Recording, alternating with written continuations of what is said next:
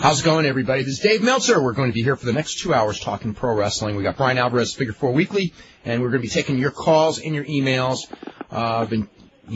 This weekend I've been talking to pretty much people on every side of this situation. If you've got any questions, I'll do my best to answer what's exactly going on with WCW. I guess Eric Bischoff is actually going to be on Nitro tonight via phone. I don't know what that means at all, but I guess we will find out. If they think it's going to make a difference in ratings, that ain't going to happen. But judging from the response I got, the buy rate for last night's show was not good. It was a good show, I thought. I don't know, Brian, what do you think of the show? I was watching the show, and it was so depressing for so many reasons, which I'm sure we'll talk about today. But, the guys, they were working so damn hard. Even the announcers. I was sitting here watching. Not all of them. Well, for the most part. There were Lex Luger and Buff Bagwell. That does not count because I don't even consider them wrestlers with the company at this point. But, yeah. Anyone who has ever cared in the past worked their ass off last night. And even I was sitting there watching Tony Schiavone and Scott Hudson. And, I was going, Tony Schiavone, he's doing a hell of a job. This is a guy who's been in this company forever. And he's got to know that, this is it. What is Tony Schiavone going to do? He's not going to replace Jerry Lawler. He wants to get a job with the WWF. I'm sure he does, and I'm sure that's why he was trying so damn hard. But in the back of his mind, he has to know that, what are the chances really? And everyone worked hard, and I guess Scott Steiner's back was so screwed up. And I guess that's why they kept him off Nitro on Thunder last week. But it was affecting his foot. He couldn't put weight on his foot.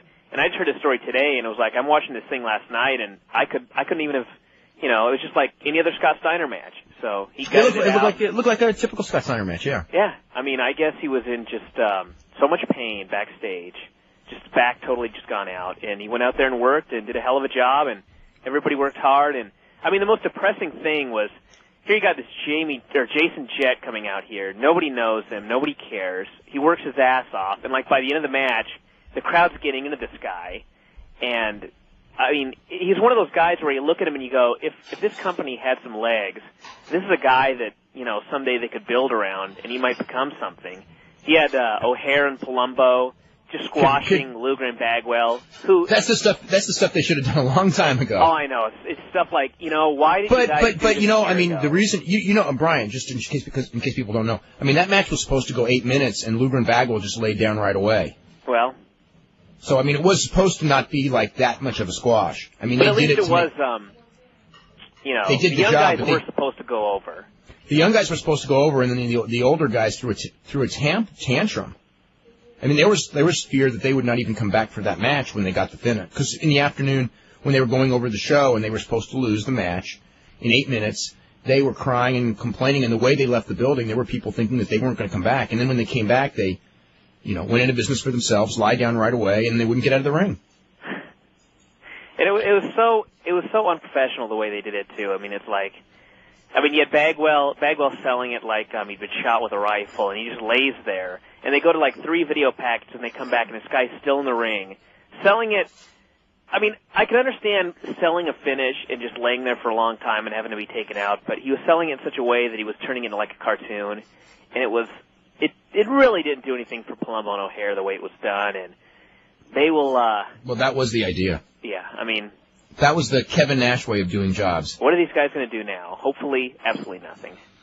Those guys did not... I'll tell you what, if I was them, and Luger, for all the faults that Luger has, I won't say this about Bagwell at all, but for all the faults Luger has, he's been a pretty good businessman for almost his entire career, and this was not his smartest move of all, because Luger already has one major strike against him with Vince McMahon, and maybe he just figures there's no way he can go to Vince McMahon anyway, and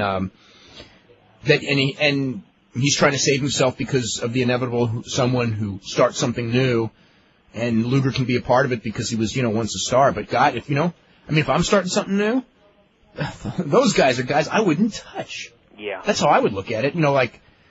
Here it is, all these other guys, they won't put anyone over. They make, the right way. They made that one clear. They're hard to deal with. They don't work, I don't say don't work, Bagwell works decently hard. Luger doesn't work hard at all.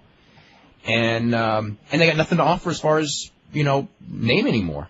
Mm-hmm. Anyway, I thought there's a lot of good stuff on that show as far as presentation of new talent. I mean, Shane Helms, they're trying to do something with him. Stasiak, even though it's ill-conceived and it's the wrong guy, again, they at least it's trying to get a new guy over. Yeah, they tried. It was a bad match. Romeo was tremendous. Rey Mysterio Jr. and Billy Kidman were fantastic in that match. Yeah. Yeah, that was to me, that was the show stealer. I would say so, yeah. Just trying to look back at everything else here. I mean, I liked Shane Helms and Chavo. They gave him a lot of time, but there was just something missing there. And I'm not sure if it was, I don't know if it was a crowd or what, and I don't even know what they chanted, but it was watched boring. that match, and right before Shane Helms risked his life with his dive to the outside, there was this chant starting up. And everyone in the room with me thought that they were chanting boring, and I was going, They cannot be chanting that. They absolutely cannot be chanting that. And if they were, then I'm ashamed of all those fans. But they were, and you should be ashamed. Oh, my God. I mean, there was a little something missing from the match, but there was nothing missing that would justify anybody chanting boring at those two guys. And, I mean, the other thing I have to say is Dusty and Dustin Rhodes versus Ric Flair and Jeff Jarrett. I had so much fun watching that match, and it wasn't like I would ever want to see Dusty Rhodes in a pay-per-view, semi-main event again, or even as much Ric Flair. But for that one night, I thought that was pretty damn awesome. I wouldn't say all. I mean, it was good for the building, and I thought it was good because it's the final pay-per-view of the company. And you know what? Ric Flair should be on the final pay-per-view of the company, and what the hell? Yeah. You know what I mean? It's Florida. The company's done. Why not give the people Dusty Rhodes? I mean, what was really sad to me, though, is you got one guy who's 52 and one guy who's 55, and all of these modern wrestling fans, theoretically modern wrestling fans, they care more about these guys because of their feud that ended in, 1988 than anything from the last 13 years, than any of these, the Lex Lugers who are the next generation stars, or any of the current guys that are out there like DDP and Steiner. And people were leaving the building during the DDP Steiner match, which was a good match, and they were leaving because they'd already seen Flair and Dusty, and probably more Dusty than Flair. Yeah. And it's just so, it's sad. I mean, I'm glad those guys got a big pop for themselves, and they were great in their day and all that, or whatever they were exactly. I don't know what I would say about Dusty. One of the things about Dusty and Flair, too, that there's a reason that I don't mind seeing them on occasion, and that is when you have someone like Lex Luger or you have someone like Hulk Hogan who is old and far past whatever prime they may have had, they go in the ring, they do nothing, and it's so obvious that they're doing nothing, and it's so horrendous. But Ric Flair and Dusty Rhodes are so great at going in there and knowing how to do nothing to the point where it actually looks like something. I mean, those fans are going crazy for nothing. But it was the trademark. It's the trademark Dusty Nothing that they spent their whole lives watching, and the trademark Ric Flair bumping for Dusty. I mean, it was exactly what they, Flair didn't do his flip. Flair really didn't do a lot. Well, he did. He did a chop and he took some bumps and he did a few things. But yeah, you're right. He didn't do a lot, and Dusty did almost nothing. But it was what the people wanted. They wanted to see. And they knew how to do it. Yeah. Well, they wanted to see Dusty do the one thing and then the other thing, and they wanted Rick to bump for him, and they got what they wanted. And they didn't want much else from that match. And what else do you want? You really don't. They certainly didn't want to see Dustin and Jeff Jarrett at all. Oh yeah. Yeah. They just were there because the other guys couldn't do this. Weren't going to be doing a single match, and it's good. And it was good that way because Dusty and Ric Flair in a single match, if they had gone 8 minutes, it would not have been as much fun. Yeah. I mean, the way I look at it, it could not have come off any better than it did. I agree. So, anyway, can't go wrong there. We are avoiding the big subject, which is the future of wrestling. Yes. Any thoughts? I don't even know what to say. I mean, it's just so depressing to watch this pay-per-view. And, I mean, the whole thing is like, I'm sitting here thinking, okay, next Wednesday, there's going to be no Thunder. And then Monday after that, there's going to be no Nitro. And it's going to be, Raw and SmackDown and some EMLL. And what else is there? I mean, I felt so we'll bad. Start watching EMLL. The hardest working guys on this pay-per-view are so screwed. They are screwed. Oh, God. Where is Jamie Noble going to go? WWF? That's what well, he wasn't even on this pay-per-view, but that's the tragedy of all this is that I think that if you look at the guys who ruined the company, okay, some of them, okay, Eric Bischoff, and he maybe, whatever he does and makes the save and all that tonight, whatever. But Eric Bischoff still has got to be high on the list of, if you look at the people who ruin the company, Eric Bischoff is a guy, he's going to make it in life. I mean, if you were around him, he'll sell a TV show, he's got the right friends, he's going to get a job, you know what I mean? He's fine, okay? Brad Siegel is going to be a big-time executive in television forever, and he just made one horrible decision after another. Now, Russo, I don't know what's going to happen to Russo. Frankly, I don't care. Can I interrupt for just 1 second? Yes. I just got to get this off my chest. My entire life, I have never wanted to punch anybody, and I've never wanted to punch anybody in wrestling. I mean, as many horrible decisions as I saw, and as many horrible matches I saw, and as many horrible Hulk Hogan matches, and Hogan screwing over people, and Big Show making certain comments on certain radio shows, I've never wanted to punch anybody, but I want to punch Vince Russo right in the face. He's the only person ever, and I think that no one else in my life I will ever want to punch, but I really want to punch Vince Russo. Really? I mean, he killed this thing. He really did. Really? I think he killed this thing. It wasn't just him. It wasn't just him, and I know that there were a lot of things that happened, and I've been writing this whole thing on the last 6 years at WCW, and, there's so many mistakes, and I'm looking back at things that, we wrote in 1998 when they had, 13 straight sellouts, and that same week we're writing this thing's going to go downhill. And I understand all that, but there was a chance that it could be salvaged, and he killed That's it. True. That's true. When he was There's done, no question in my mind that this thing was totally salvageable when he took it over, and when he was done with it, it was not. Yeah. And it was. And the thing was, he didn't care enough to look at it and look at the guys and really look at it realistically and realize that what he was doing didn't work. It was like, what I'm doing does work, but nobody else gets it, and he was wrong.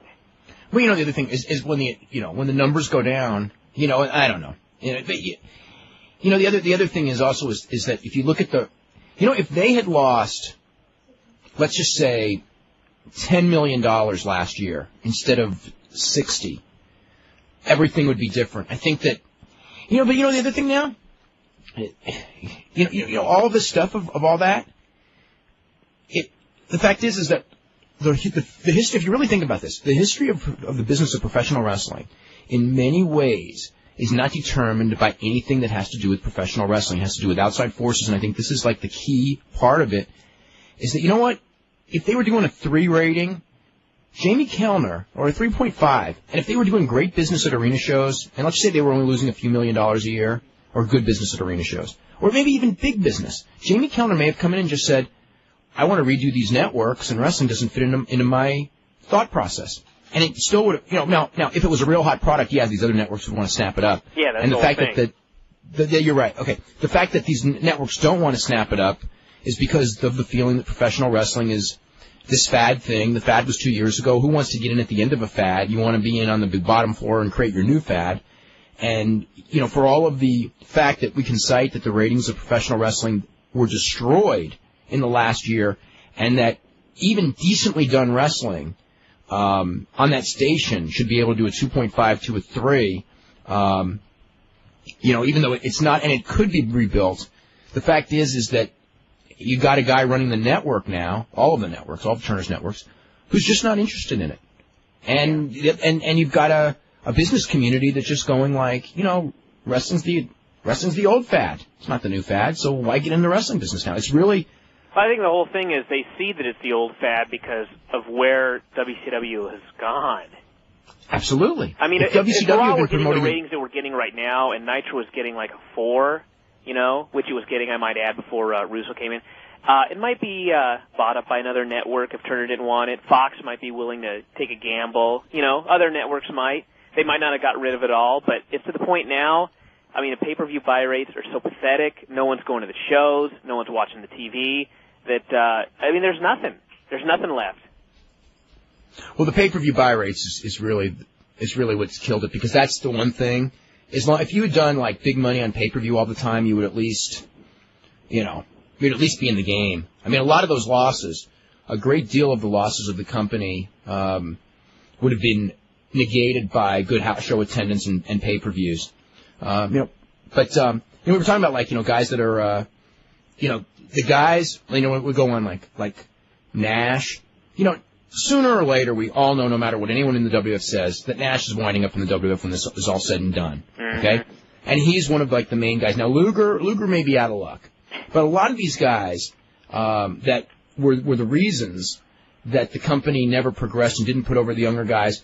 A lot of them, and even with Luger doesn't need to work ever again, I don't think. I think Luger's in pretty good shape financially. Yeah. So you've got all these guys. Sting, made his millions, and, whether he goes to Vince or not, he's in great shape financially. He doesn't have to go anywhere he doesn't want to go. Hulk Hogan doesn't have to go anywhere he doesn't want to go. He's never going to suffer for this. He's had his great career. And all of these young guys, if you talk about like a Shannon Moore or a Shane Helms or Jamie Noble, probably, not Kazuyashi, not all of them, but probably most of them are screwed. Yeah. And it's just, it's what we could, and people that work behind the scenes, the ones that really cared about the business that unfortunately saw the booking go astray, they're screwed too. Yeah. So that's what happens when companies close, unfortunately. I'm just trying to think if there's anything else to add to all this. We can talk about WWF and Jerry Lawler. I mean, Vince McMahon does not hold a grudge, does he? Oh, no, of course not. Randy Hales wanted to bring Jerry Lawler back. Actually, he was pressured by WMC to bring Jerry Lawler back on Saturday. And Vince McMahon and WWF said, well, if you do that, we're pulling all our guys. And they did. Pulling all their guys from that particular show, or the deal's done? Oh, no, the deal's done. I mean, Memphis Championship Wrestling and Power Pro were separate things. So all of those guys are going to stay in Memphis and work for Memphis Championship, but they're not going to work anymore for Power Pro. And they're pulled from Randy Hales' television. And I mean, the thing with that is those guys, it's kind of like you're, okay, great, they're going to screw Jerry Lawler, and in the process, these guys had an hour weekly television show to learn how to work live television, which is very important, especially if you're going to go to the WWF. It was a great, training grounds because it's a live TV show that actually people watch as opposed to in some of the territories, including Ohio Valley. Not to knock it, but they have a taped television show. So, the pressure is different, and then it should be because those guys aren't ready for live TV, or some of them aren't. And also, the Ohio Valley show is watched by a very small audience. This Memphis show is an institution, and the ratings are pretty good. And so these guys are, really, they're getting the beginnings of very minor celebrityhood and things like that, which, is something that you could at least get. It's good to get a dose of before you get hit on Raw, so to speak. And they're not, live interviews, to build up matches each week, build up programs, all the things that you need to be taught. And they're pulling that because the station wanted Lawler on, because Lawler's an institution on the station.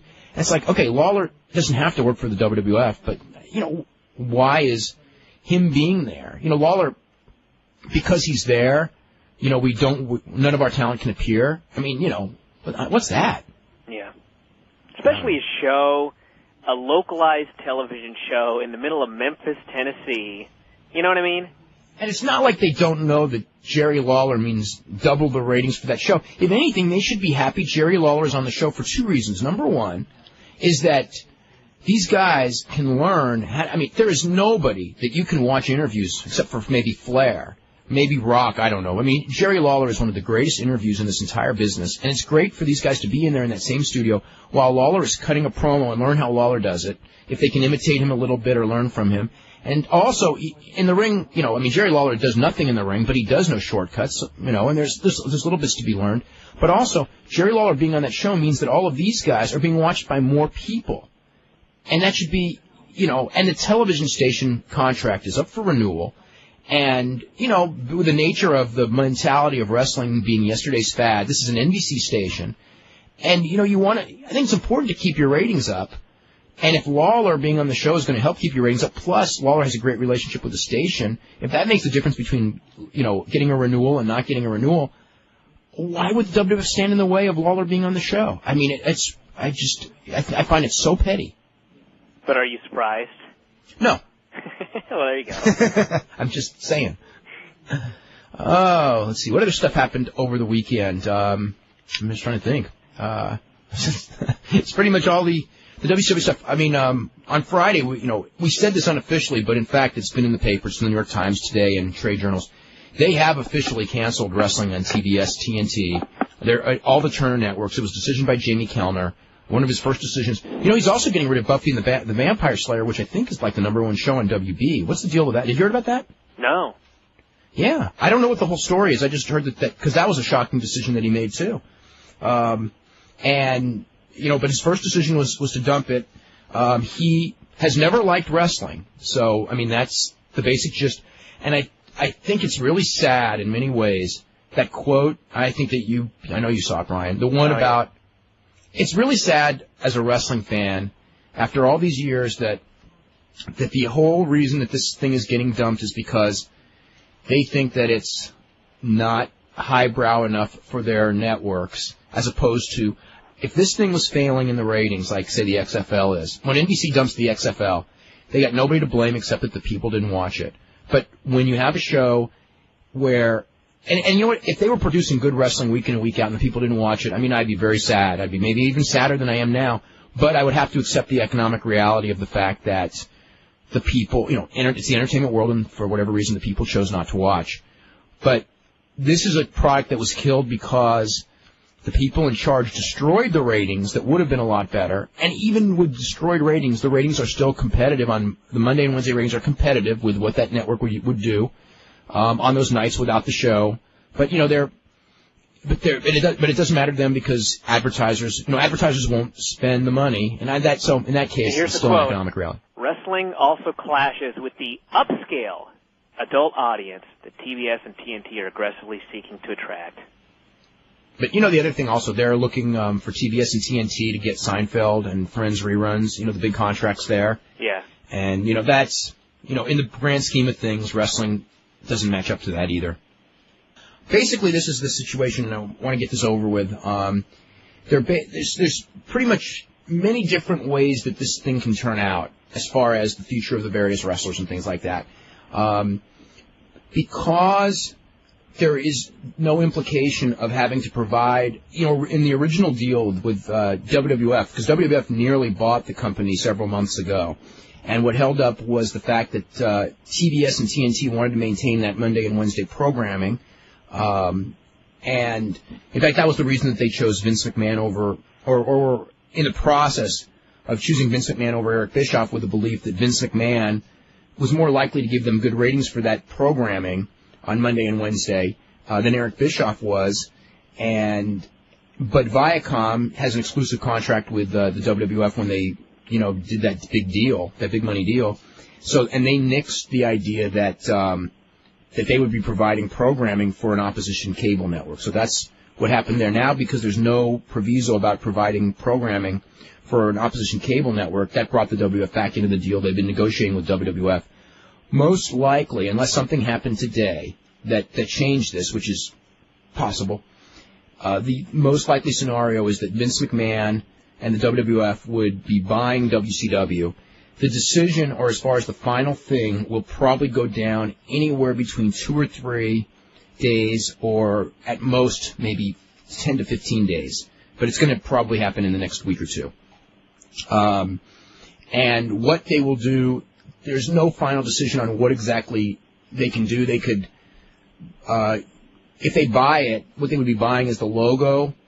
They could buy the contracts of the wrestlers. They could also not buy the contracts of the wrestlers because it's basically a fire sale. There's really no other. If they sell it to the WWF, it's going to be on WWF's terms. And if they don't want to buy the contracts, they won't, or they could work a deal where TBS pays off, say like a Bill Goldberg contract. They'll pay off the big Bill Goldberg contract, or a lot of it, and Vince will only take some of it, but get the rights, and they'll assign Bill Goldberg to work for Vince McMahon while still having to pay his contract. Or they could make some sort of a deal where they offer guys money to get out of their contracts to be free agents, and then Vince can negotiate with them individually. Vince could theoretically operate WCW as a separate entity to build for a promotion versus promotion thing and keep a lot of the guys. It is a possibility. It would be more likely for this to happen if he were to fold the XFL, because it would only give him 2 things that he's working on instead of 3. And from what everyone says, he's totally at with no free time to do 3. He can't do 3. And logically, that would be the logical thing for him. We could say that would even be the logical thing for him to do, would be to get rid of the XFL, operate WCW as a separate entity, rebuild WCW, because if there is nothing else, he does have expertise in making professional wrestling stars and running a wrestling organization, if he would choose to do so. But that would be, the worst part of that is that for Vince McMahon to do that, that would be an admission of defeat with the XFL. And business-wise, no question that's the right thing, because I will tell you that correctly run WCW is going to lose a hell of a lot less money than the XFL, and it will be profitable a lot quicker than the XFL. However, this XFL is the public, what's the word I'm looking for? Brian, what am I trying to say? Mainstream. It's not mainstream. No. This is the defining moment to everyone but us wrestling fans of the life of Vince McMahon is this XFL. And unfortunately, because of how it's gone down, he may be regarded as a laughing stock, as this professional wrestling promoter who is a laughing stock, or something close to that, or certainly a unsavory individual, maybe. I don't know if that's the right word, but maybe I'm using the wrong words. But he will not be regarded highly outside of his little world if this thing fails, because it's become such a thing, and it's a personal thing to him. You could tell by his reactions to, his reactions to this. He does not want this to fail, and he may not give up he's not going to give up easily. Yeah, but you know what? I think Vince really has to sit down and think, okay, look, this thing, I mean, we don't have the final rating for Saturday yet, but the overnight was like 2. Okay, so, but the Fast National, which is pretty reflective of the National, was a 1.8. So that's probably where it's going to tune up. Okay, so probably a 1.8. And which breaks the all-time record by half a point. The thing will absolutely not survive. And if it does, all it's going to do is he's just going to bleed money every year that he keeps the thing alive. And I think he's going to have to come to the conclusion that eventually, probably sooner than later, he's going to have to close this thing down, and he might as well do it now and make some money doing what he does best. Lose less money. Yeah, I mean, it's going to happen. I mean, it's not like he's at the point right now where maybe this thing could be successful, but maybe it won't. I mean, he's at the point now where I don't think that it can be salvaged. Okay, I can tell you. 1.8? Okay, I can tell you one thing, though. There may be a way for him to make his money back if this thing steadies by selling franchises. If he could sell the franchises, he may be able to make back a lot of that debt, because sports franchises usually go for pretty high prices. Again, the economics, and then you've got to build a little bit of prestige, because in a league with no prestige, why would you want to spend money to be in a league with no prestige that's losing money? Okay, now people will lose money on the NFL knowing that when they resell, they make their money back. If you know what I mean, it's a good investment. So he's got to build the prestige of the league up before he could offer it for sale and make and have like real life major offers. Think of how much money will be bled from this XFL with him waiting for it to get any prestige whatsoever. It's not like something that's going to happen by the end of the season. No, that's going to take a couple of years. Yeah, and a couple of years, the ratings may be down to nothing. $60 million or whatever he's going to end up losing a year if this thing continues at this rate. Well, and the other thing, too, is I will say one thing is guaranteed. It will not be on primetime on NBC next year. Mm-hmm. I mean, that much is, it may be on Saturday afternoon on NBC. It may be where it will flop. Or it may be on CNBC on Saturday night where it will really flop. But, so I mean, there's that big thing they got, which is that primetime network. I mean, the value of that's going to be out the window. And it will not be on primetime in UPN next season either, because those numbers are actually worse than NBC's. Yeah. I mean, I just think that Vince needs to look at it as like, okay, I'm losing way too much money from this, and if I don't do something to salvage this second wrestling company, and it's just, my one WWF monopoly, my wrestling business is going to start hurting as well. And then, then what? He's going to have lost his XFL, his mainstream legacy. He's going to be losing, or at least hurting, his wrestling business, and he's going to be up a creek. Well, he's right now he's a long way from being up a creek because the wrestling's doing so well. But you know what? So he may not go. So was WCW. You're absolutely right. Okay, but they are not going to make the same mistakes WCW made. However, you never know about new mistakes if they're the only game in town. and they could make new mistakes if they're not thinking right. And the other one also is that you never can count on the public. This is a very cyclical public. I mean, they may tire of Vince McMahon's version of wrestling. Yeah. You know what I mean? One of the scary things about wrestling switching from simulated sports and not, I've been thinking back about all this. Who is to say? What's funny is like with Bischoff. Okay, Bischoff was one of the people who did help kill the company. Who is to say in 1993? I remember how bad it was. That they wouldn't have shut this thing down by 1995 if Bischoff hadn't have come up with Nitro and hadn't have turned this thing around. Maybe Bischoff gave it 4 more years than it ever would have got. I don't know. Every other owner was certainly going nowhere with it. Maybe if it was owners where they were losing 2, 3, 5, 6 million, 10 million a year, running low budget wrestling, who knows? I mean, if Turner hadn't done the AOL merger and Turner still had power himself, the thing wouldn't have been shut down probably. Well, the losses this year were so big that maybe it would have. But there's so many there's so many different things. And again, with McMahon for the future, you just don't know that like a television show. It has a certain show, a sport like say the NBA. The NBA may be on television for a long, long time and theoretically may exist forever. It's been around for like 50 years. Okay, the NFL's been around for 75 years. Baseball's been around for over 100 years. Boxing's been around forever. Sports last a long time. Television shows don't. Yeah. And I mean, that's the difference. And when you become a variety television show, you get 5-7 years out of a variety television show. That's considered, great. 10 years is considered, very few shows in history go 10 years. And when you become Monday Night Football, great, of course, has been an institution, but that's a sport again. But, you become this variety television show with characters. Sooner or later people get tired of the characters grow up or whatever, and what I mean? You know what another way to look at it is? If you look at, like, soap operas, those things could be around much longer. Some last for... They phase new characters in and get rid of old characters, and it's not like you've got, like, a core of people, like, for instance, MASH. What, are you going to kill all the people, the main characters in MASH, and bring in new characters and keep the show going? Well, the thing with soaps, some soaps do last a long time, but some soaps don't. Yeah. So, anyway, let me get to this really quick. Poll question. How would you rate the decision to cancel wrestling on the Turner Networks? A, the biggest story in the history of wrestling. B, the biggest story in the last 30 years. C, one of the biggest stories. D, a big story but not among the biggest. Poll for the weekend. What best describes your thoughts of where wrestling will be in 1 year? WF is going to be the only game in town. 35%. Which is actually, well, we have two that kind of, anyway, we'll talk about this. B, someone will buy WCW and make a go of it, 17%. C, someone will open up a new company, a new major company, and make it work, 13%. UFC or mixed martial arts will become a real player, 6%. That is very low. Especially since UFC may be number 2 in like 8 days at this rate. It's a very weak number 2, I will say that. It's terribly weak right now. And then D, many will try, but ultimately they will all fail, 29%. There will be people. There is no question. There will be plenty of startup attempts. There will be a lot of startups in the next couple of years. But, again, you're going to need strong national cable behind it. And a lot of money. And a lot of money to survive the beginning. I mean, again, I talked about the roller derby thing before, and it just keeps hitting me. What happened there when this exact same thing happened.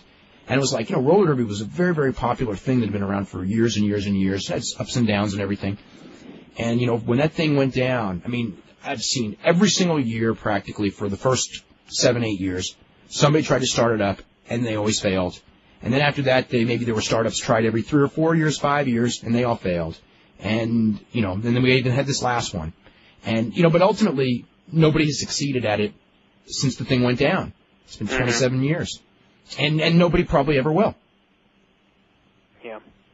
Tons of emails. Let me just go through a couple of these. From Chris Najek, who says, there was something really annoying about those comments from Jim Weiss about WCW not being part of their upscale brand. It came off as really snobbish. Well, it was. And I took it as a slap in the face to wrestling fans. Definitely was that. And to the industry itself. And it was that, too.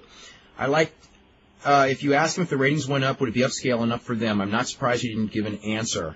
Because they don't know the answer. Here's the deal. It was a decision by Jamie Kellner. He just did something with Buffy, and I'm not exactly sure that was his highest rated show. he has not liked wrestling. I know people who've known him for over 20 years. He has never liked wrestling. If the ratings were good, he would have had a harder time getting rid of it. If the company was now, first of all, if the company was turning a profit, I think they would have kept it. But if the ratings were good and the company was losing money, I think that he would have gotten rid of it. I think. Especially if the story about Buffy is true. Yeah. Well, Buffy's definitely off of WB. I think it's moving to Fox. In fact, I'm pretty sure of that one. But I didn't read the exact story, but this story was actually out in, I think, today's trade journals also. Because that was his first move was wrestling, his second move was Buffy. Let's see. Can guys work independence after March 26th? I think anyone who wants to work independence can. Or do they have to wait until their 90-day cycles are up? No, I mean, they're not going to. What are they going to do, suspend them? Yeah, exactly. You know, I'm sure low-level guys that were already doing independence won't be affected, but what if a Money Mark wants to bring in Jeff Jarrett and Lance Storm to headline an indie show? Could he? Yeah, I'm sure he could. Let's see. I heard you on the radio today in Boston. You said you might expect some wrestlers to appear at WrestleMania. That's just hypothetical. Other than Shawn Michaels, I mean, I would expect Shawn Michaels at WrestleMania, no matter what. But which wrestlers would you expect, and would they waive the 90 agreement? All of that matters again on if WWF buys WCW, then they can bring in whoever they want. And if they're in negotiations to close a deal, WCW is not going to, and they go, hey, can we use this guy or this guy, even though we haven't closed the deal for WrestleMania since the deal's about to be closed. I don't think anyone's going to say, no, you can't. So it's really, that's all up to WWF. Or up to WWF, what they want to do. That's from Steve, who says, or Derek Gold, who says, it's a sad day for pro wrestling with the WCW thing and ECW gone. Who could you blame in WCW? The list is very long. You can say the match with Kevin Nash and Hulk Hogan. Listen, there's so many. You can't name, Bill Goldberg losing to Kevin Nash. I mean, any one of those things on their own would not have killed it. There were so many things, just for years straight. If I were to name, one thing that would be like a death blow, if you could name one, it would be Turner selling Time Warner. Yeah. And Jamie Kellner being brought in as president. Yeah. Those are the two main things. Let's see, this is from Ron, who says, if WCW closing down is on the level, well, it's on the level in some form. I mean, what's on the level is that the Turner networks have canceled wrestling. That's on the level. As far as if Eric Bischoff can get money together, which he probably can if he had time, and get a television network to bite, which is a question mark right now because no one's jumping at it. But if he could get that, and they are willing to sell to him and not Vince McMahon, then the company can be salvaged. It is a possibility. I don't know what happened today. A lot of what happened today may have, maybe we'll find out tonight. Who knows? Yeah, but you know what, though? If Time Warner has canceled the shows, why would it really matter to them who buys the company? I mean, the whole thing before was, well... No, they're just trying to get the most money for it. But here's the other thing. You're Vince McMahon. This is your chance to win. I mean, win for good. Because no one's going to start up and challenge you, okay? This is plus, get any piece of talent that you want. You've got them under contract for however long they're under contract. All you got to do is outbid Eric Bischoff. And Vince is going to have more money than Eric can raise from investors. That's true. So, and I'm not saying that he's willing to spend $100 million to do it this week, but, the idea that he wouldn't outbid him, and they're just looking, and, Time Warner, they're just looking for the best money deal. Yeah. And once they've canceled the programming, they're not looking for, the $100 million they were looking for. Yeah, or who, they don't care what's best for wrestling and best for wrestling competition. So, anyway. Let's see, there's, on the last Nitro, the last scene we should see is Ric Flair standing alone in the ring holding up the belt, having won his 15th world title. Nope. I was thinking about that this weekend, though. What, Ric Flair beating Scott Steiner in Panama City next Monday? I was thinking, well, they could do the angle where Flair's the guy who was jumping all the Magnificent Seven. They signed the match, and during the match, everyone makes their big comeback. Goldberg kicks Steiner, Flair pins him in the show, and the company is over. That actually is the way to do it. I was thinking that same thing, is that for the final show, I would bring, if it was up to me, I'd bring back Goldberg, Sting, and all of them, and have, some big thing at the end and, a big goodbye. Put Flair over. Yeah. If anybody deserves to be champion, I don't care if he's 100 years old, on the last WCW show, it's Ric Flair. Yeah, you know what? When the company folds, you're right. That would be the right way for it to end. This says that they have just cut Mark Jindrak. Let's see. I'm mailing you to settle an argument. For 3 or 4 months in the spring, summer of '98, would you say Bill Goldberg was the biggest Steve Austin? Yes. He was drawing bigger ratings than Steve Austin for a while there, and mainstream-wise, much bigger yeah, definitely. Do you know what the attendance was for the WWF show at the Air Canada Centre? I think it was about 15,300, and the gate, I'm thinking, was like 686,000 Canadian. Is that number right? I'll tell you. I can tell you, actually. Hold on. The gate was 686,000 Canadian, yes. So that would be about 440,000 US. No way. What? I'm just kidding. I'm just thinking back to every time I get a $20 payoff and it barely pays for Denny's on the way home. Oh, you mean Canada? Oh, yeah. Yeah. $20 payoff in Canada? That's like $13.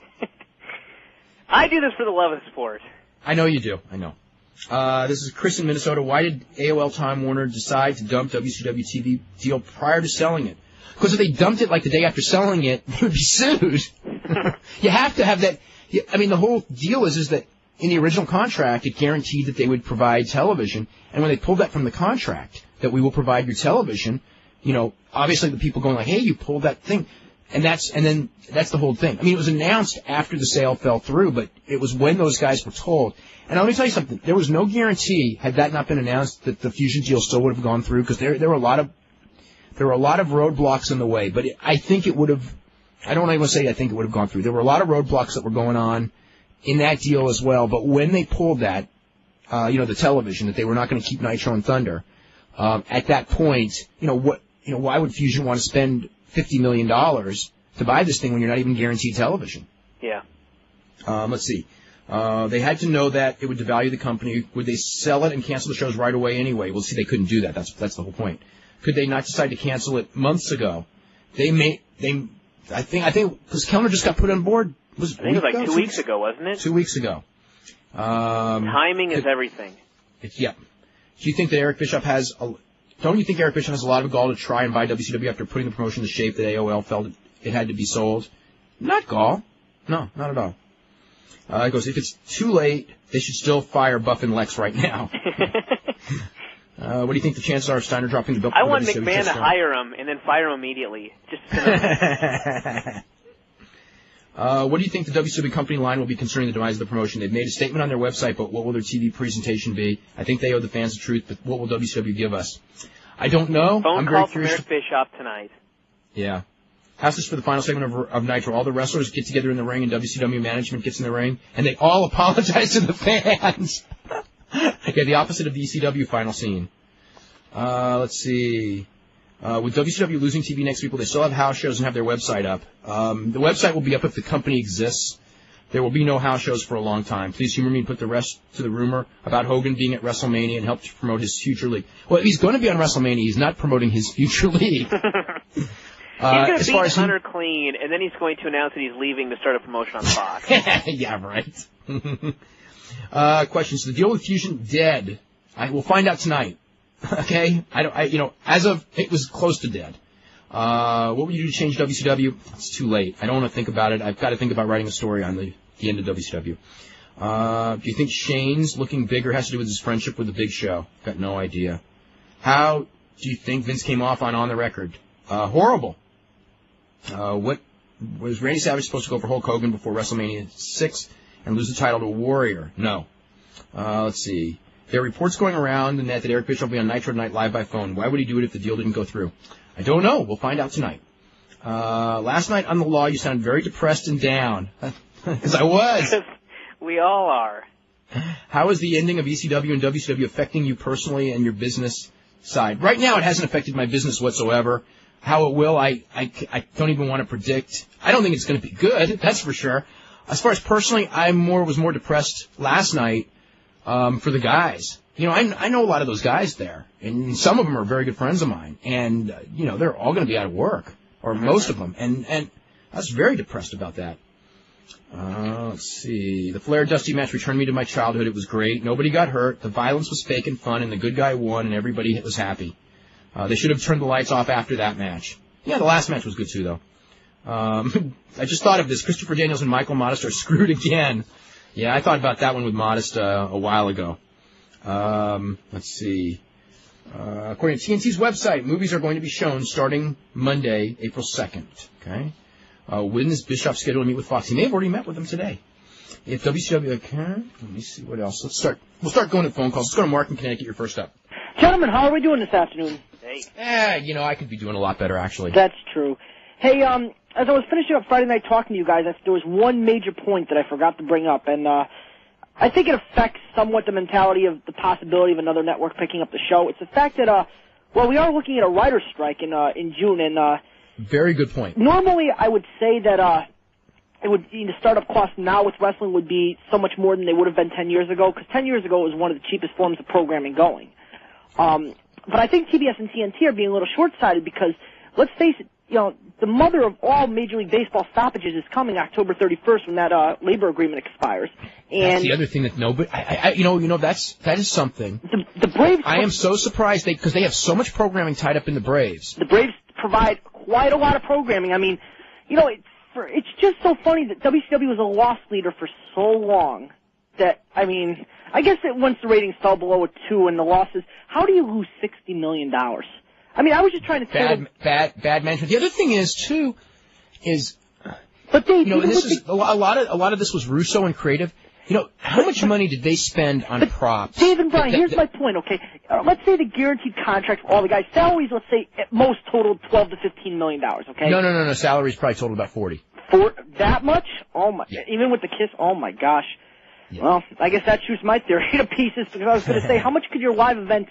I mean, $200,000 per live telecast, and you are getting at least 1,000 paid. So maybe if you're only losing 50,000 a live telecast times 52, that only would have been $4 or $5 million. I mean, it was just until I didn't think the contracts were so much a disproportionate of that loss. Yeah, but they were spending $750,000 on a week on production too. One of the stupidest things that means absolutely nothing in the grand scheme of things, but I saw it last night and I thought, well, this is one of the reasons why this company loses so much money.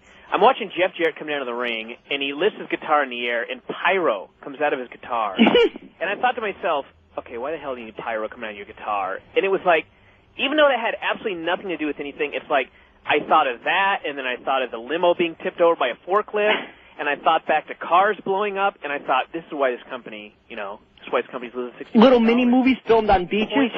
Stupid thing. Well, that was something different. That was another era. Oh my gosh, I know, but that was one of the bad ones. That's for sure. That's true.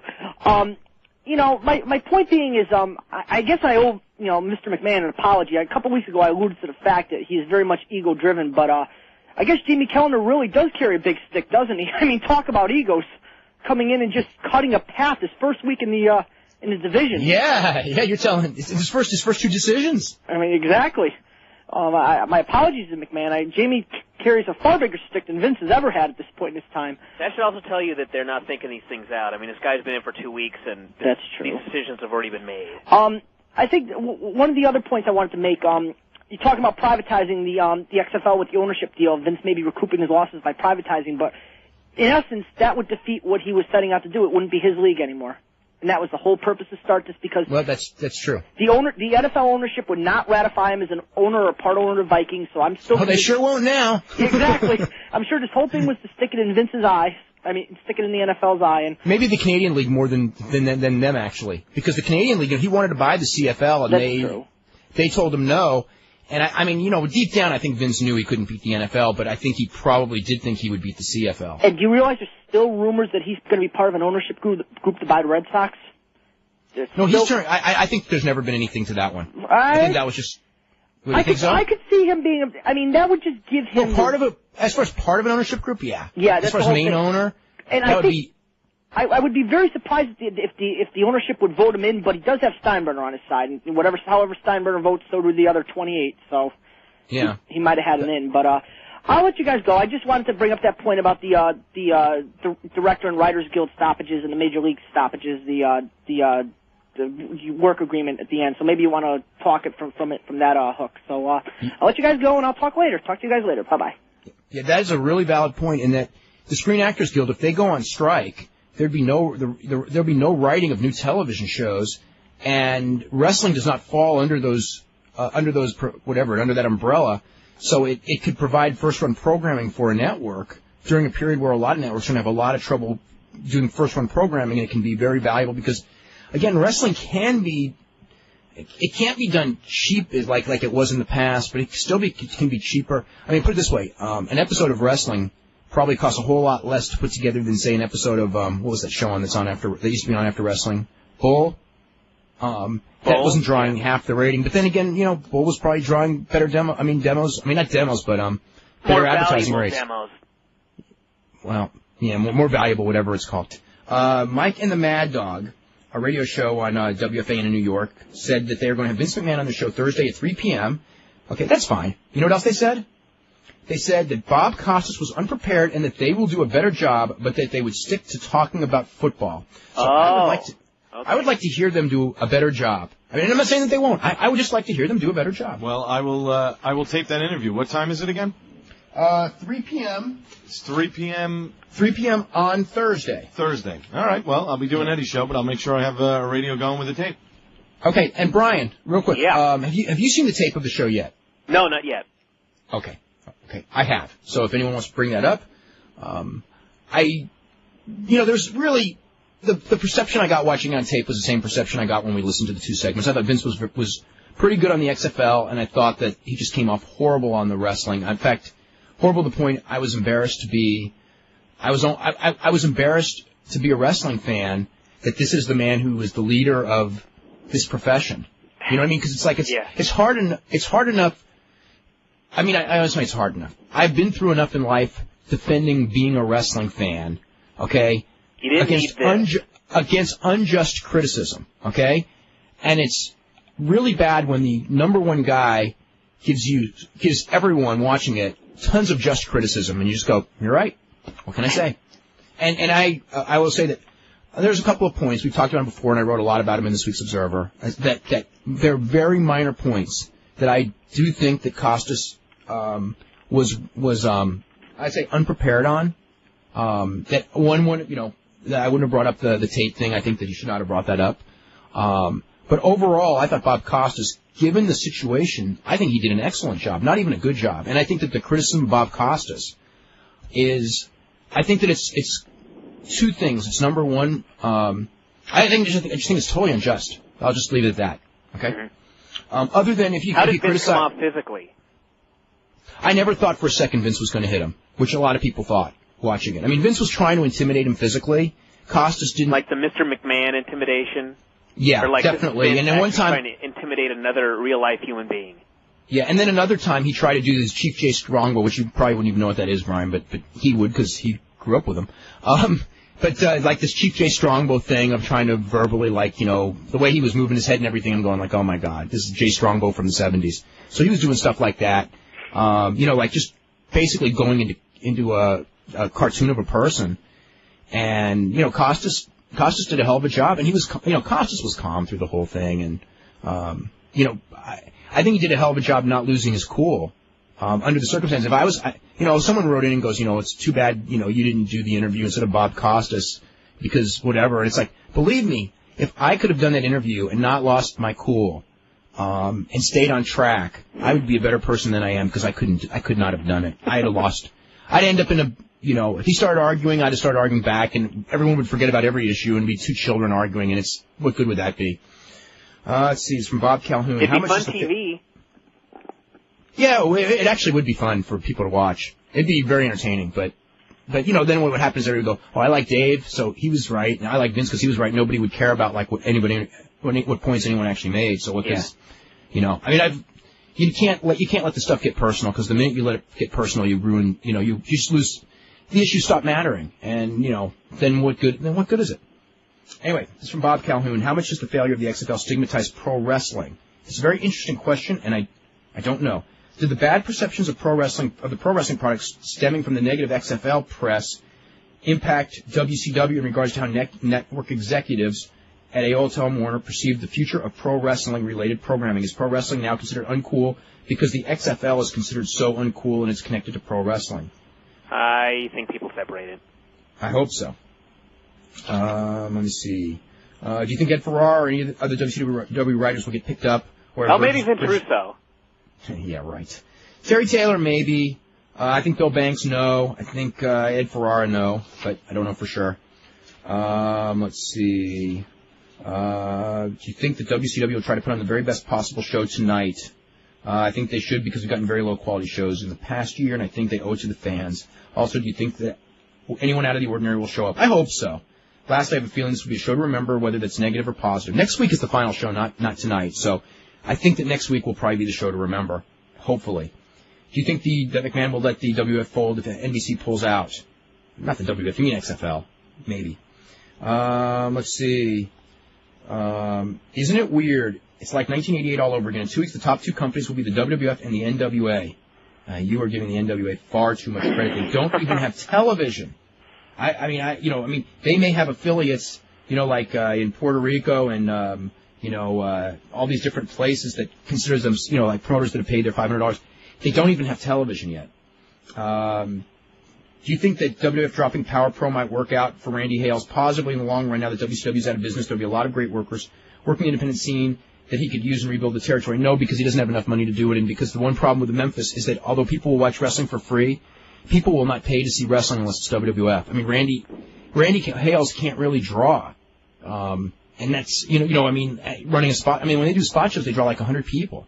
So if they brought in stars, probably they would lose money on bringing in the stars. Well, I could be wrong. Maybe they'll give it a try.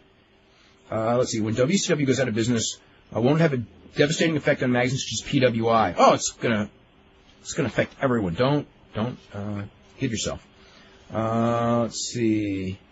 It's so sad because a federation with so much history can be destroyed because of a dumbass like Vince Russo. It was not just Vince Russo, and he may not be, whatever. He may not even be the number one reason, although he is one of the biggest reasons. There's no question of that either. Jamie Kellner says wrestling's not upscale enough. I wonder if they'll continue to do guys who like movies and movie lounge. Those are really upscale things. Hey, look, we can argue that one all the time, but it doesn't matter because he's made his decision, and he didn't like wrestling 20 years ago, and he was the guy put in charge. Let's see. Here we go. Claiming WB Network chief Jamie Kellner had insulted his show, creator Josh Whedon says he's ready to move Buffy the Vampire Slayer to a different network. It makes me angry to see the show belittled, Whedon told the Daily News. For Jamie Kellner to call it a teen show and dismiss his own product angers me. It doesn't breed love. Tension erupted earlier this year when Whedon and Buffy producers at 20th Century Fox asked WB to pay $2 million per episode, doubling the current cost. WB execs said they would go up to $1.6 million, but no higher, claiming that's all they could pay without losing money on the show. The resulting impasse said producers hunting out for other homes for Buffy and star Sarah Michelle Gellar, including Fox, a corporate sibling of 20th Century. So that's, I guess, what the deal is. Basically, on a part of that, Dave, basically Sarah Michelle Gellar is saying she won't go to any network but the WB to do the show. So she's basically saying either it stays on the WB or she's leaving. So she leaves, the show is gone. Wow. But Kellner says it's not our number one show. It's not a show like ER that stands above the pack. Let's see. During its 5 years, Buffy's earned a loyal fan base, appealing mainly to viewers in their 20s. Whedon said it also and 30s. I'm a big fan of the show, too. Yeah. WB spokesman Brad Terrell defended Kellner's comments, saying they weren't meant as insults. We have tremendous respect for Josh Whedon, Sarah Michelle Gellar, and everyone associated with the show. They've delivered a consistently excellent program for 5 years. So, the problem though with the WB though is, if I'm not mistaken, I believe they own the rights to Angel, which follows directly after Buffy's show, and it's the character that was introduced on Buffy the Vampire Slayer. So if they lose Buffy, they're losing their lead-in to their 9:00 show. Because if I'm not mistaken, I believe the WB owns Angel, but they don't own Buffy. Fox owns Buffy. So it's to me it sounds like it's in the WB's best interest to keep it if they can. Because then you've got Buffy, and then you have Fox's other big show on Tuesday night at 9:00 is Dark Angel with Jessica Alba. So if you have the two of them on Fox, it's going to crush whatever WB is playing on a Tuesday night if they lose Buffy. Okay, this is stuff that I don't know because I never get to watch television on Tuesday nights or television at all, unfortunately. While Vince has a tremendous ego and hates to fail, I think he's proven he's more of a businessman and bottom line guy. He's all about money and power. Losing millions doesn't set well with him. Well, we will find out about that one if they renew the XFL or if they change it up. Well, I'll tell you what, if they do redo it next year, it will be totally changed. I mean, I'm sure of that. How is this WCW closing story any larger than Vince McMahon's steroid trial? I think it's much larger, don't you? Well, something's actually happening here. I mean, if Vince had been sent to prison, and someone else had to take over or something like that, it would have been bigger, but it's not like the WWF died and it left just one organization. Yeah. I mean, there's one company left in the U.S. that's going to be, running everything. Yeah, most likely, barring something unforeseen, which I guess we'll find out about tonight. What are the odds of Fox giving WCW a slot on one of their channels? Again, that will be something that we will know tomorrow, probably. I mean, this is someone who goes, I am probably the only person who feels this way, but it has to be said. The guy who every wrestling fan calls a genius is a fool. That's right, Vince McMahon is a fool. Okay, let's see where this goes. While adolescent boys and starry-eyed middle-aged perverts brand him a god, I can remember with one quiet voice speaking to the entire industry about the dangers of doing trash television. That was Eric Bischoff. While his exact words escaped me, he alluded to the fact that wrestling was in trouble because advertisers would steer clear of the product if the trend continued. He did say that. He said that if we present this trashy image, we're not going to get advertisers, that a lot of the advertisers are going to pull out, and there are only so many advertisers who will even do wrestling to begin with. And one of the excuses for this thing being canceled, even though the ratings are still competitive, is that they can't get advertisers that will spend the money on wrestling as compared to other shows that do lower ratings. And there is truth. But that's always been the case. That's not just because Vince McMahon went this way in the last 3 or 4 years. Wrestling's always had that image, even, in the 70s. Okay, rather than heed the warnings, Vince McMahon, consumed with a passion to win the war, cut off his nose to spite his face. TBS and TNT proved that when they released a statement about not wanting wrestling on their station because it wasn't in line with their upscale programming, Vince McMahon has turned wrestling's image to mud. I can't blame Vince for that one because that stuff was going to happen whether Vince did it or not. Okay. Did you say it's a done deal with Vince buying WCW or just a chance it could happen?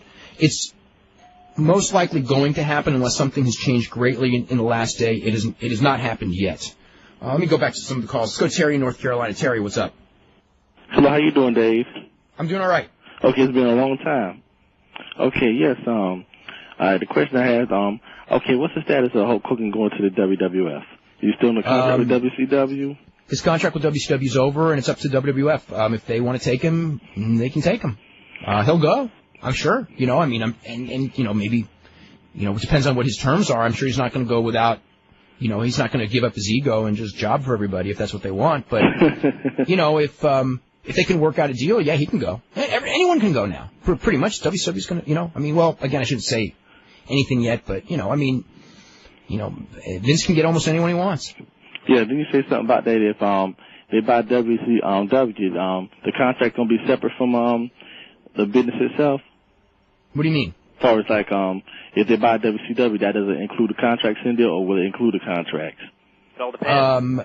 That is something that still needs to be fully negotiated. Vince is not going to pay, and he doesn't have to, the contracts of these guys because it upsets his salary structure. So he will not do that. So they will have to work something out. I mean, it really makes no sense for Vince to buy the contracts because he doesn't need to tie these guys up right now. No. Because what are they going to do? There's nowhere to go. Where are they going to go? Yeah. Yeah, I'm going to tell you who I think McMahon can make out a star, Big Papa Pump. If he wants to, he can make anyone a star. But yeah, you're right. He could if he wanted to. I don't know that he would want to. You got to remember about Scott Steiner. He's got a real bad back. We were just talking about it earlier in the show. And the WWF schedule is 200 days a year, not one show a week. And Scott Steiner's almost 39 years old. So. And he's got plenty of money. And he's got plenty of money. So. I mean, the whole thing is going to be. If this guy, it's not like Scott Steiner needs to wrestle right now. They're going to tell him, look, if you want to be on top, we're going to need you on these house shows. You're going to have to do 4 days a week, pay-per-views and TV. And if he can't do it, he won't. Physically, the thing is, physically, I don't know that he'll be able to last on that kind of a schedule. And in the WWF, the other thing is, you have to work. They don't want lazy guys out there. They don't have to have lazy guys. They can get anyone they want in this business. They only got however many spots, 40, 50, 60 spots, whatever it's going to be, probably closer to 40 on the active roster that are going on the road. They don't need to be spending big money for someone who's lazy because there's so many hungry guys out there that aren't lazy that they could put in that same spot. Long-term Scott Steiner, I think that they'll give him a chance if he wants to go, but he may not do as well as people think because of that. Because physically he can't. It's nothing against him. Yeah. Okay, yeah. Why you say Russo? McMahon will probably pick up Russo. I would. You never say never, but I would say Never. That one's. Probably never. Yeah. Yeah, because it felt like he did a lot of Russo did a good job when he was there, even though McMahon did nick him. Russo did a good job in the ratings, but I think the company was better in the long run without him. I think that as far as, what Russo did, he'd gone as far as he could go, and it was going to burn out anyway. And it was good that they got back to a better product without him. I think that gave him more legs for the long run, even though, the ratings are not what they were, but it's a different business now than it was 2 years ago as well. Okay, yeah, and I agree with y'all, too, getting rid of Buff Bagwell and Lex Luger. I did pretty much like that squash last night. Well, they should have thought about that a long time ago. It was their best match ever.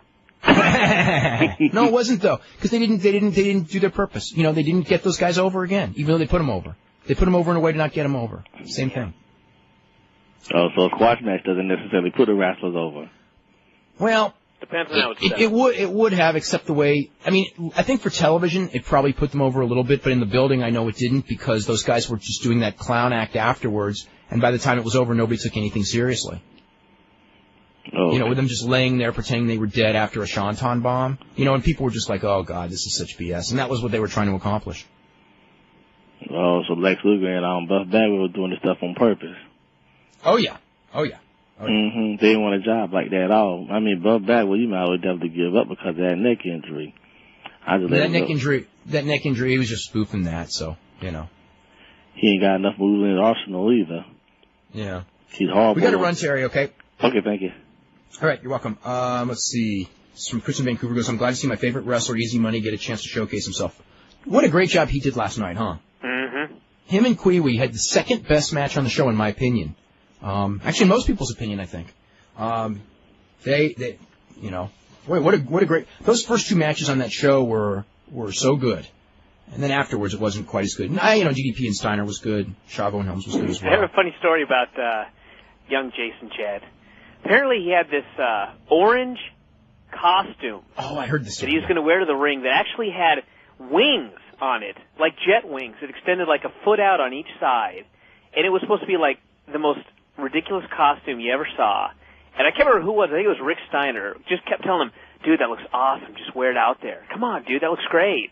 And apparently someone talked him out of it, luckily. But I guess it was just one of the most embarrassing things you had ever seen.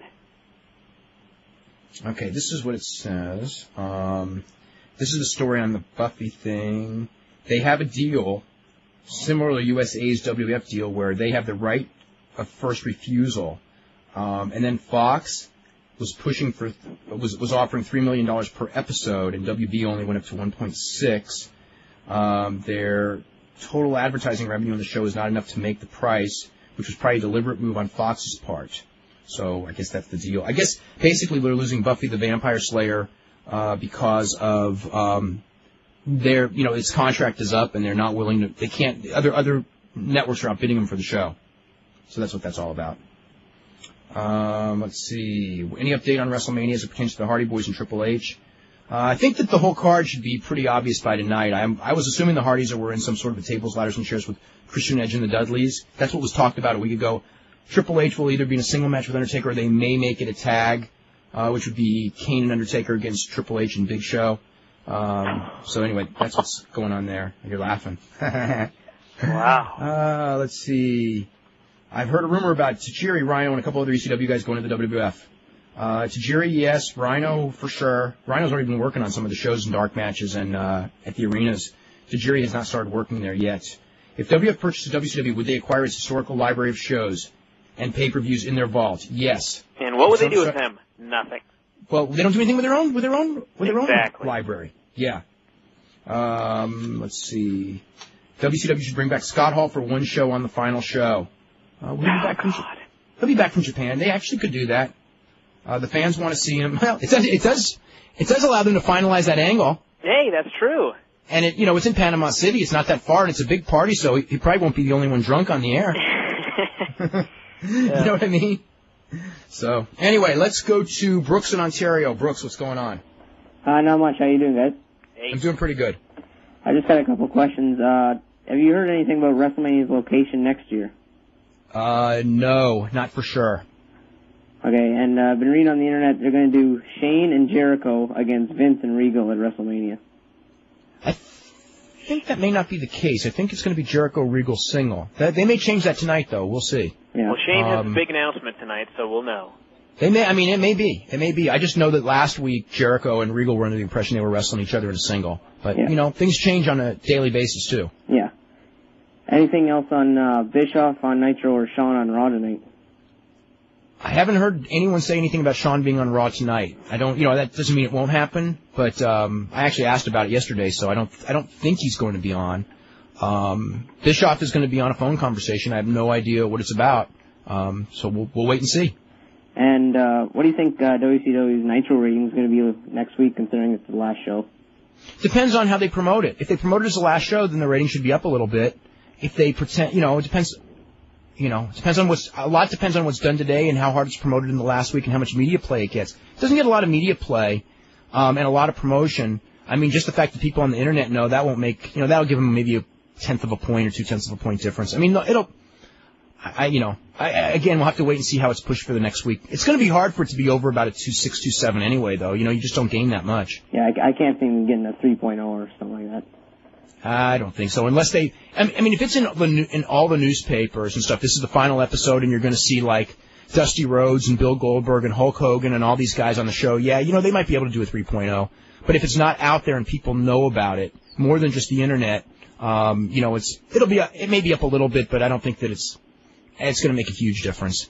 It'll be up though. Some better be. After you went off the wall last night, were you listening to that Vander Linden guy about the new XCW, I think it's called, the new indie promotion? Mm-hmm. No. Oh, he's starting up in Ontario. Might get some TV for indies, which we haven't seen in a very long time. Hmm. So. Well, that's cool. All right, that's all. Okay. Cool. Okay. Thanks very much. Tons of emails, full bank of calls. So many emails. This is unbelievable. If we don't get to yours, I really apologize. Anyway, this is a good one. Vince should hire Alexa and make him wear yellow polka dots. Okay. Anything on the news of Jerry Jarrett and the announcement that Joe Pedicino made? Yeah, Joe Pedicino on his radio show yesterday, they had Bert Prentice on, Bert Prentice was on and said that Jerry Jarrett would have an announcement. Jerry Jarrett put together a proposal, I think we mentioned earlier in the show, to buy WCW. He had a group of investors. He was in the hunt along with Bischoff, along with Vince McMahon, along with World Wrestling Federation, Vince McMahon. And, they backed off, obviously, when the time slots were not included in the package. And, there is talk they may do something. Bert Prentice said that Jarrett would have an announcement. I know someone very close to Jerry Jarrett was saying yesterday that it's not as big a news story as it sounds. So, it's more like something that's being thought about as far as like a guarantee that all of a sudden, he's opening a big national promotion, has got a big contract. I mean, they're exploring it. I'm sure that there's like a lot of people out there today who are calling up, every, network, every ESPN and everything, exploring it because of the talent that will be available, theoretically available. But, again, it's like putting that deal together and, on a strong enough station. And you can't do it with syndication anymore. You've got to have some sort of a network national thing. Let's see what else we got here. Do you think that Eric Bischoff or an outside writer like yourself or Brian will ever write a book on the backstage events of the Monday Night Wars, including the start of Nitro, the NWO, the rise of the WWF to where it is today? Sean Assail is working on that book right now. I don't know how good it will be, but he's been working on it. See, this is WWF Raw tonight. Hardys against the Dudleys for the tag team title. Big Show defends the hardcore title against Raven. Taz against Stevie Richards. Dean Malenko and Terry against Molly and Crash Holly. Shane McMahon makes an announcement. It's from Elliot to Goza. What are the chances of some of the mid-card guys like Kanyon and Kidman getting in the WWF? Kanyon, I think, has got a pretty decent chance. Kidman, again, it depends. If they want to operate as a separate company, I think Kidman's got a real good chance. If they just want to bring in a couple of guys, I think Kidman's chances then would be a lot less. Where you see Kaz Hayashi, again, if they're going to operate as a separate company, he may have a chance. If not, I presume that he'll probably wind up back in Japan or Mexico. That kind of goes for anyone who is small. Yeah. I mean, as far as... Did you say Hogan will be at WrestleMania? No, I did not say that. Let's see. I was talking about the end of WCW with a friend, and we disagreed on whether Jeff Jarrett would find employment with the WWF. I assume the two are on good terms considering Jeff worked No Mercy without a contract, albeit with a big payoff. Do you think Vince would hire him again? Just remember that Vince McMahon always gets the last laugh. And Jeff Jarrett held him up for like $180,000 or whatever it was. Yeah, right. Yeah, it was like, almost $200,000, yeah. And Vince McMahon is always going to remember that, and he will get his last laugh. I mean, if anybody's going to come in wearing yellow polka dots, it's going to be Lex Luger. It's Lex Luger. He walked out on the show with no notice. Remember that? Showed up on Nitro. I just don't. Well, that's what I'm saying. I don't think they're going to take Luger back at all. But they may take Jarrett, but they'll humiliate him. Oh, if they take Jarrett, though, boy, he's going to be paying a price. Yeah. Let's see. If the sale goes through, what happens to the contracts of the wrestlers? Again, it depends on the nature of the sale. We've said that before. How do you know for certain that WCW is going to sell to Vince McMahon and not get another TV deal? I don't know for certain. That's just the most likely. We may know for certain in a day or two. Do you think Steiner will drop the belt? He should on the last show. They should have a babyface win the belt on the last show. But I don't know. What do you think about Ric Flair pinning him with one finger? I think that'd be horrible. Yeah.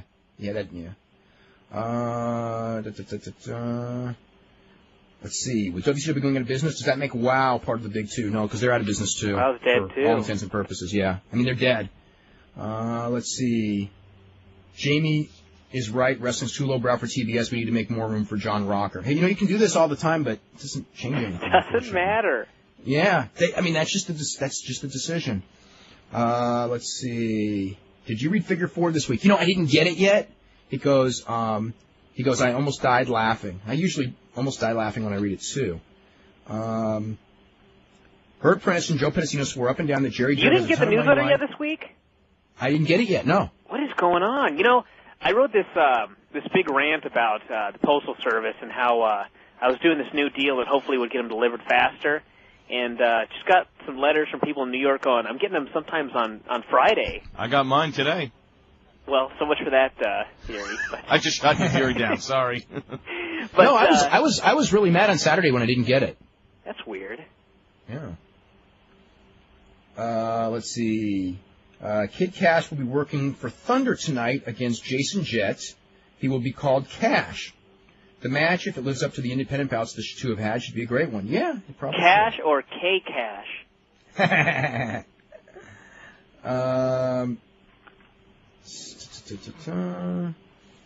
Let's see what we have here. Let's see.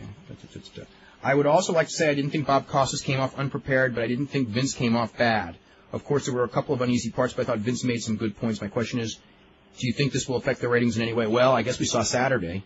The ratings of the XFL were down 0.6. It appears to be 0.6 of a point.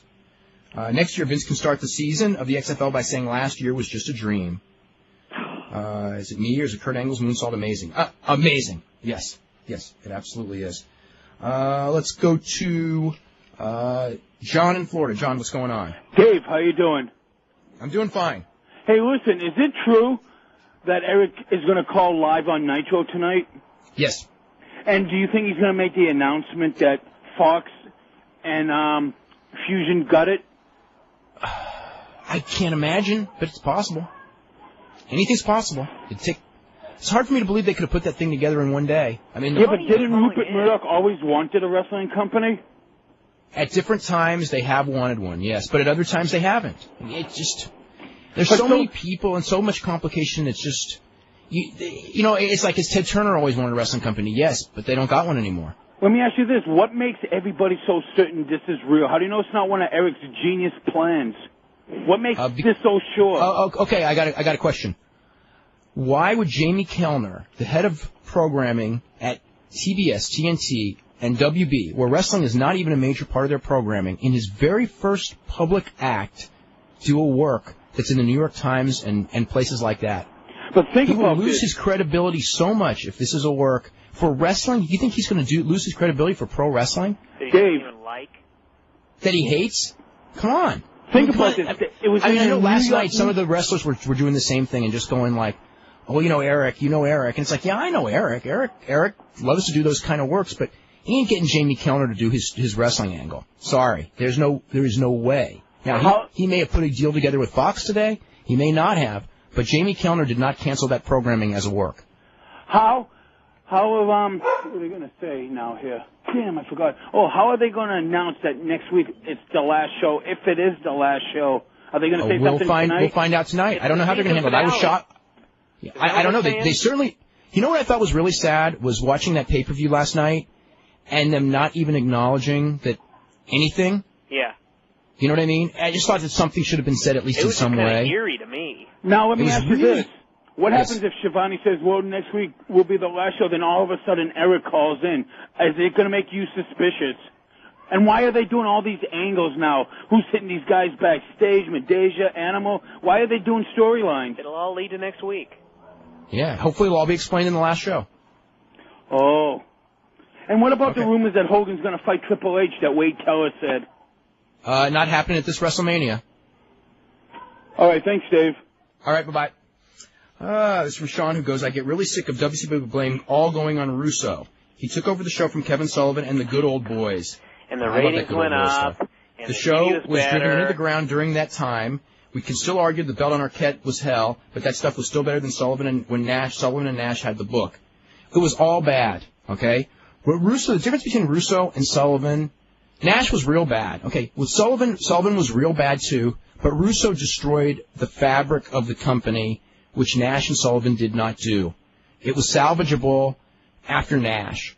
Very salvageable. I really believe that a good wrestling person would have turned it around after Nash. That was where Russo came in and hurt it real bad. Didn't kill it, hurt it real bad. Sullivan came in, and Sullivan, I will grant you, did a very bad job. It was really boring television when Sullivan was running it. And then Russo came in and stuck the dagger right in the heart of the company at that point. Let's see. Which WF wrestlers will now suffer with Vince being able to bring in any wrestler he wants? Small. The bottom guys. Yeah. Actually, everyone but the top guys in some form, especially when contracts come due. If he only buys a trademark and just decides to do an invasion angle, then you're talking like everybody but about 6 or 7 guys. Yeah. I want to get through these emails as quick as we can. Hopefully this will slow down, but it probably won't for a while because there's so many questions. And thank you for all your questions. It's from Tony, who goes, if it weren't for TNN picking up ECW, do you think it would still be around? No, because if TNN had not picked up ECW, it would not have survived before. They were on the verge of bankruptcy, and it was TNN that actually saved them and gave them an extra year. And he goes, to me, TNN did everything in their power to sink them. TNN did nothing to help ECW in the long run, other than give them an extra year. But to say they did everything in their power to sink them, I mean, Brian, I don't know. Why would they do that? I don't know that TNN actually did anything to sink them whatsoever, other than, there was obviously a period where they were not going to promote them too hard because they were going after the WWF, but they didn't overtly try to, so they were doomed when that negotiation started. They were doomed because they were going to be kicked off of, Paulie. See, the thing that you got to understand, okay? Paulie is a very, very smart guy. He's one of the smartest guys that I know in this business. And when he recognized that TNN was pining for the WWF, and he knew it before anyone else, he created this angle because he knew as soon as the WWF got on TNN, he was a goner, okay? And therefore, he needed an explanation on why he was a goner, so he created the storyline, and then people thought that the storyline was real, and it was not real.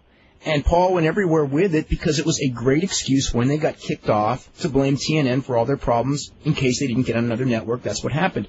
Now, TNN, could have promoted them harder. Of course they could have, okay? But once they were going to get WWF, it wasn't in the cards. Why were we going to promote something that was a lame duck show? It's an unfortunate part of the television business. But again... And seriously, promotion is only going to take you so far. I mean, look at the XFL. I mean, promotion took them real far. NBC promoted that thing like crazy. And then WWF after that, it meant nothing because people didn't want to watch the show. And then the other thing also is a lot of people blame TNN's lack of promotion for the rating not growing. But you know what? TBS had wrestling now for 29 years until this week, and up until probably the last 6 or 7 years, maybe even less than that, maybe since Bischoff came along, maybe around 96, 95, maybe when Nitro started, they never promoted wrestling. Wrestling was this thing on the schedule that they knew would always draw good ratings, but they never called attention to it because the wrestling fans found it and were going to show up. And it did remarkable ratings with no promotion at all. That's always what wrestling's thing is. So to say, well, they didn't promote it, it's like up until a few years ago, nobody ever did. It's like Vince's excuse right now with the XFL and the media. Yeah. It's These something are all that excuses. somewhere down the road when the XFL fails, we're going to be getting these emails going, why didn't the media promote the XFL more? Because it might have been a success. Yeah. It goes to the failure of the XFL, I feel, only locks Vince into wrestling and maybe Ultimate Fighting. I'll tell you what, I don't see Vince going into Ultimate Fighting. No. There was a period where I know he wanted to, but he hasn't even talked about it with anyone in a long time. And it might have been a good idea at one point. Might still be a good idea. Something more closely approximating his expertise. People, I think, now see him as having a talent with sideshow acts, but not with real sports. He goes, wouldn't this be a great time for USA to jump in with Eric to give WCW time on the USA Network? Do you think USA will be looking for this chance? I got to read you something. It's right around here about that, actually. Where is it? It's a TV Guide quote.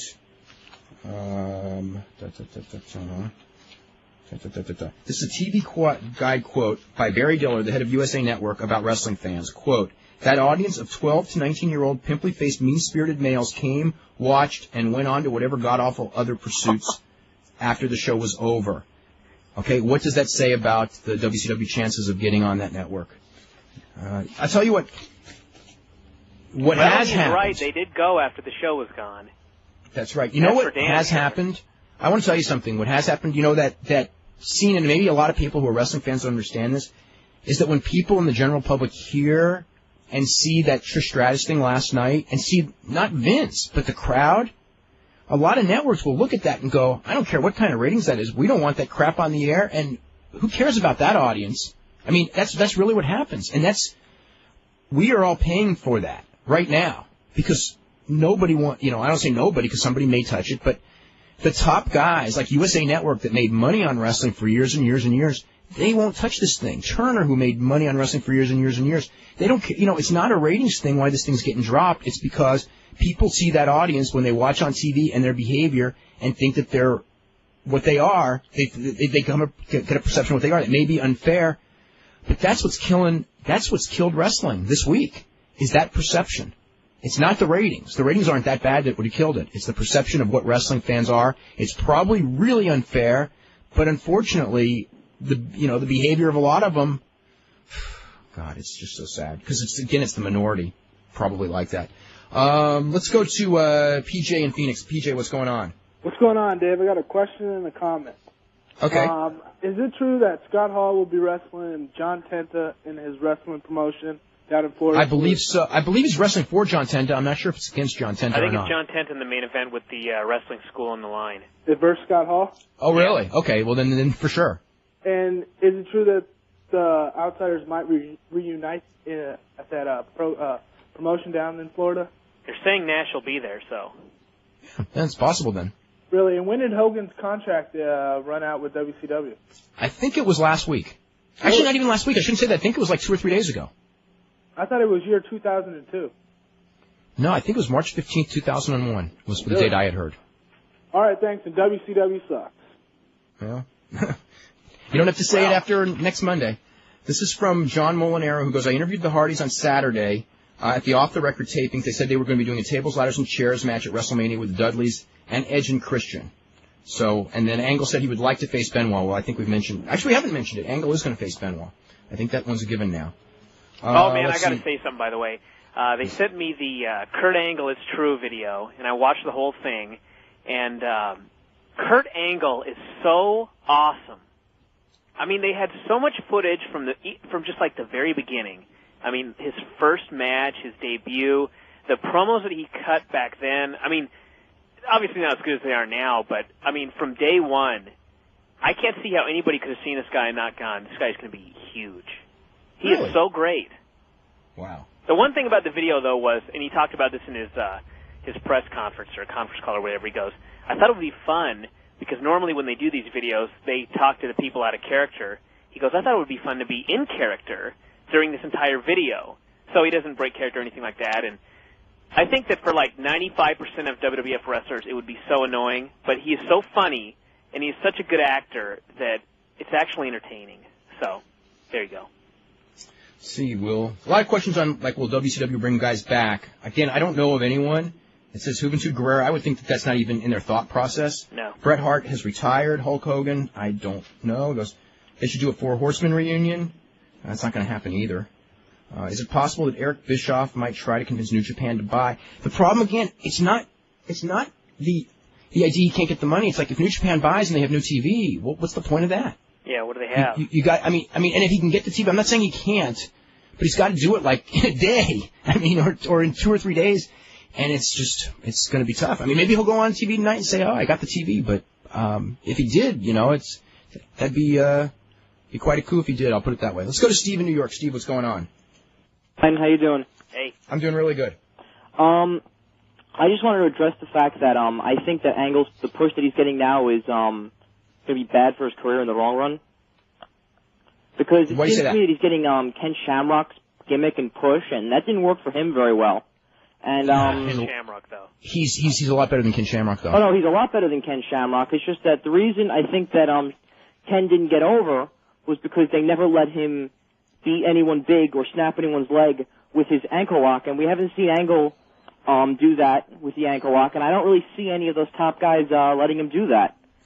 And when you have a submission as your finisher, if someone doesn't lay down for it and sell it really well, then it's not going to get over, and subsequently you're not going to get over. If the top guys at some point, they did have, one of the things to try to get that thing over last week is they had Rock tap for it, even though it was in the ropes. But you're right, if people don't, when you come to the point where he puts that ankle lock on a top guy and nobody reacts, which did happen at one point when Benoit with a crossface for a while, they better start, they better get someone to tap, or you're right, that's what'll happen. I just think that the only way that they're going to get Angle with a submission finisher over is if instead of Austin hurting Rock or sending Rock away, after WrestleMania have Angle break Rock's leg. He's got to go away anyway. I think that they can't do that because everyone knows Rock's doing the movie, and they don't want to do that kind of an angle. They may, but they may. But I just sense that they think everyone knows, so why even do it? And plus, I don't know how much TV Rock's ever going to miss. He may not be there every week for TV, and he won't be doing house shows for, a while. But I know that they want him on every pay-per-view. If you can fall off a crane in a car and only sustain cuts and bruises, I think you can come back for every pay-per-view with a broken leg. They could have him wrestle with a cast on his leg. It's really great. They can always go back to that. Hunter's tough. Last week, when you had Luthez on, I thought the show was okay, except for the fact that someone called and mentioned Shawn Michaels, and he said that he thought that Shawn Michaels was the best ever. I'm not the biggest Shawn Michaels fan of all, but I recognize that he was a great wrestler and he's a great showman. And I really didn't like Cez looking down at him and asking that snotty question, well, was he ever a real legit wrestler? And you were like, no, he was just a really great showman and he's like, well, he couldn't wrestle a real match or he couldn't fight a real match. And I didn't really like Cez saying that, especially when, it's fixed.